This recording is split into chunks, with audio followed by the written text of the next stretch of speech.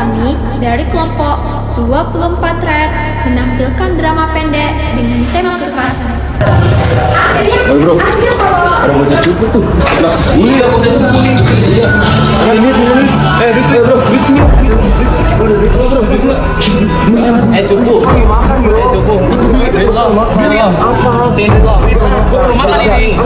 Lu bisa makan sendiri, buat kita kagak. Gak bisa kayak gitu, gak bisa kayak gitu. Gak bisa.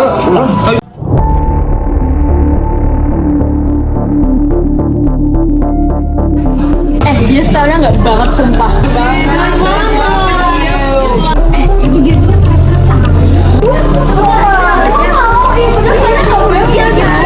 Kalian tahu gak sih yang serius? Iya, yang mana? Jadi kita anak baru. Ya, yang kampung itu. Yang itu. Namanya deketin cowok gue kan? Enggak. Pura-pura nggak tahu loh. Jujur aja sama gue.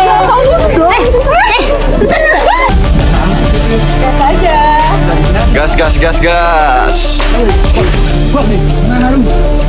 Habisin.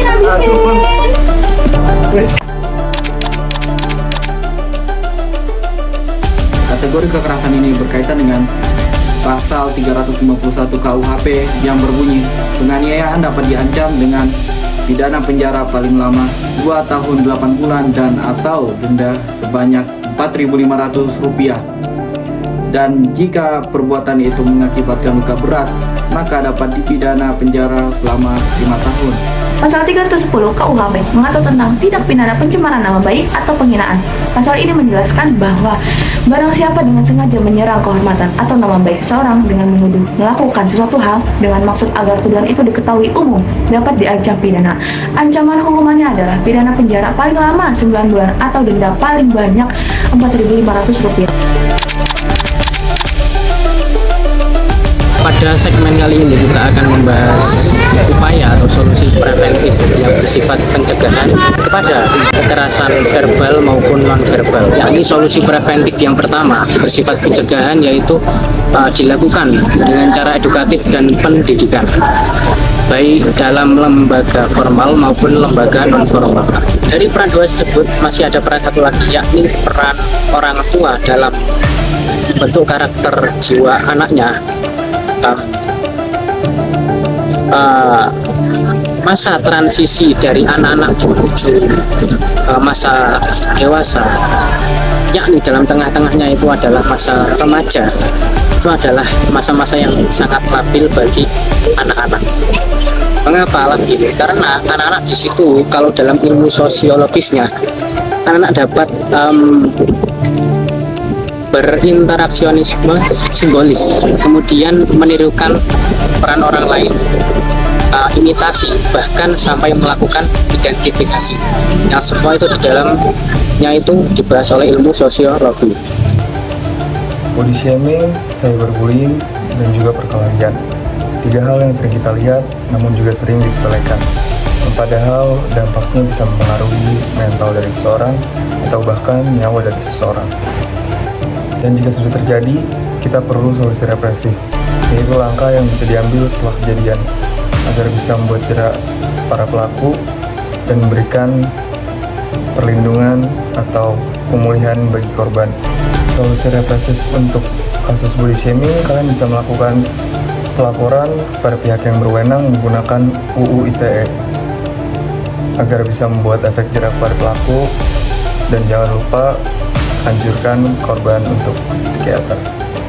Untuk kasus cyberbullying, kalian bisa melaporkan akun sosial media para pelaku, kumpulkan bukti apapun itu dari sosial media, dan korban butuh dukungan oleh orang-orang terdekatnya. Dan untuk kasus perkelahian, kalian bisa melakukan mediasi jika memungkinkan, atau jika sudah mengalami cedera yang cukup parah, kalian bisa melakukan visum dan laporkan kepada pihak yang berwajib. Dan jangan lupa, pemulihan mental korban sama pentingnya.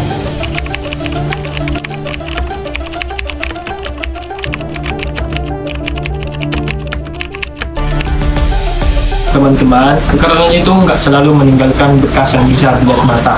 Kadang nggak ada memar, nggak ada darah, tapi luka di hati dan di pikiran itu nyata. Kata yang merendahkan, perlakuan yang bikin minder, bahkan sikap yang bikin mental kita drop, semua itu bisa ninggalin trauma jangka panjang.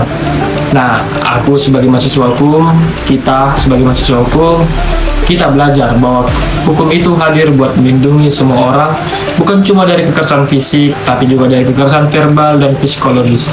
Karena nggak ada kekerasan yang boleh diremehkan atau dibiarkan. Sekecil apapun bentuknya, dampaknya bisa besar, dan kita punya tanggung jawab untuk peduli, peka, dan enggak diam saja untuk sekitar kita dan untuk orang lain. Perlindungan korban adalah hak dan penegakan hukum adalah kewajiban. Melalui video ini, kami berharap teman-teman dapat memahami bahwa keadilan bukan hanya untuk korban kekerasan fisik, tetapi juga bagi mereka yang terluka secara emosional dan mental. Karena hukum ada untuk melindungi hak setiap masyarakat.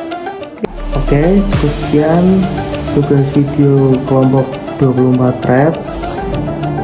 Dan di sini saya memiliki satu adagium yang menyangkut tentang kejadian tersebut, yaitu like, samper, debit, remedium. Hukum selalu memberi solusi, yang berarti bahwa hukum selalu menyediakan solusi atau jalan keluar bagi mereka yang dirugikan. Dalam konteks bullying, ini berarti korban memiliki hak untuk mencari keadilan dan perlindungan hukum, baik melalui proses pidana maupun perdata. Sekian, wassalamualaikum warahmatullahi wabarakatuh. Itulah cerita yang bisa kami bagikan hari ini. Semoga kita semua bisa jadi bagian dari perubahan. Karena menghentikan kekerasan dimulai dari hati yang mau peduli.